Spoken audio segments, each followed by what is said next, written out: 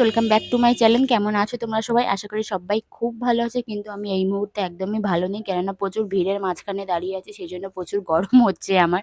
এসছি আমরা ঝাঁপ দেখতে, মানে চৈত্র মেলার যে সন্ন্যাসী হয়, অনেকেই জানো। তো সে তখন ঝাঁপ হয়। অনেকের এলাকায় হয়, অনেকের এলাকায় হয় না। কিন্তু আমাদের এখানে হয়। যেহেতু আমাদের পুরো পাড়ার মধ্যে এটা অনেক বড় একটা পাড়া, অনেক মানে ৬-৭টা কি ১০-১২টা বলতে পারো, আমি ঠিক গুণে বলতে পারবো না। প্রত্যেকটা পাড়ার মধ্যেই একটাই মন্দির, শিব মন্দির। যেকোনো শিবরাত্রির বার হোক আর যাই হোক, আমাদের এই মন্দিরেই আসতে হয়। নদীর ধার থেকেই বলো আর গ্রাম থেকেই বলো, এই একটাই মন্দির আমাদের। তো সেক্ষেত্রে এখানে প্রচুর লোক হয় প্রত্যেকটা পুজোতে, কিন্তু এই সন্ন্যাসের সময় এই শিব পুজোতে কিন্তু সবথেকে বেশি লোক হয়। চারিদিকে তোমরা দেখলেই বুঝতে পারবে প্রচুর লোকের লোকারণ, কোথাও এক ফোঁটা জায়গা নেই যে তুমি গিয়ে একটু শান্তিতে বসতে পারবে বা দাঁড়াতে পারবে। দোকানপাট মোটামুটি বসেছে, যেহেতু সবাই উপোস করে আছে, সেক্ষেত্রে কোনো দোকান বসেনি, সবই নিরামিষ পাবে এখানে। যেহেতু সবাই বার করে আছে, মানে যারা বিশেষ করে ঝাঁপ দেবে ছেলেরা, তারা তো বার করেই আছে। আর যারা সন্ন্যাসী হয়ে থাকে তারা তো নিরামিষ ছাড়া আমিষ খাবেই না। আর এই যে ঝাঁপের এটা করেছে দেখছো, এটা কিন্তু প্রচুর উঁচু উঁচু করে। এই ২ বছর একটু নিচু নিচু করেছে। অনেক বাচ্চারাও ঝাঁপ খায়, তারা ভয় লাভ মানে পায় ওই অত উঁচু থেকে লাফ দিতে। সেই জন্য না এবছর একটু নিচু করে দিয়েছে, অনেক নিচু করে দিয়েছে। এখানে মেন জিনিস এটাই যে মূল সন্ন্যাসী যখন ঝাঁপ খেয়ে পড়বে, ওরা যে বটিটা নিয়ে যায় সবাই বুকের মধ্যে ছুঁইয়ে দেবে, প্লাস একটু মানে এই যে দুধটা খাওয়ায় না ঘটি থেকে মাথায় দেয়, এই জন্যই সবাই কিন্তু লাইন দিয়ে দাঁড়িয়ে আছে। এখানে যে এত লোক দেখছো, সবাই কিন্তু বটি ছোঁয়ানোর জন্যই দাঁড়িয়ে আছে।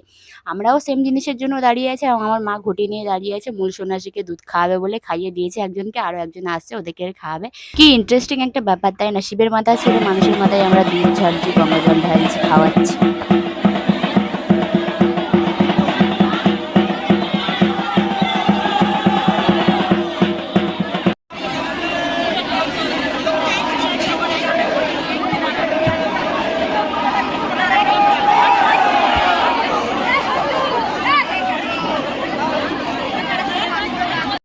ফাইনালি ঝাঁপ কমপ্লিট হয়ে এসছে। আর এখানে দুষ্টু দেখো এত বদমাশি করছে, ওর হাতে দুটো বেতের বাড়ি ধরিয়ে দিয়েছি, বলেছি তুই এই দুটো দিয়ে খেল। কিন্তু ভিড়ের মাঝখানে বেচারি খেলার আর জায়গা পাচ্ছে না, এদিক ওদিক খালি ঘুরু ঘুরু করছে।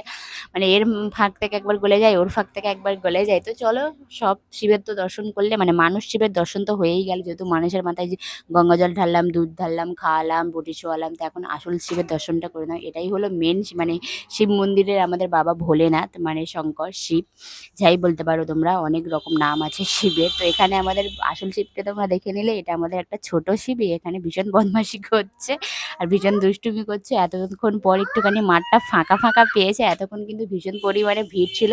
ঝাঁপ যেহেতু হয়ে গেছে, সেই জন্য একটুখানি খালি খালি হয়ে গেছে জায়গাটা। অনেকেই বাড়িতে চলে গেছে, যেহেতু অনেকেই ঝাঁপ দেখবে বলে উপোস করেছিল, যারা বিশেষ করে সন্ন্যাসী হয়েছে। আমি তো সন্ন্যাসী হইনি, ওই জন্য আমি সকাল থেকেই ভরপেটু খেয়ে আছি। আমার মারা সন্ন্যাসী হয়েছে বলে সারাদিন উপোস করে আছে, ওরা চলে গেছে বাড়িতে। আমি আছি, মানে আমার মা যায়নি, বাবা চলে গেছে, ভাই চলে গেছে, আমি ওয়েট করছি মার সঙ্গে যাবো বলে। তো ভিডিওটা এখানে শেষ করছি। ভিডিও ভালো লাগলে অবশ্যই আমার চ্যানেলটিকে সাবস্ক্রাইব করে নিও, লাইক কমেন্ট শেয়ার করে আমার সাথে থেকো, আমার পাশে থেকো। Bye bye.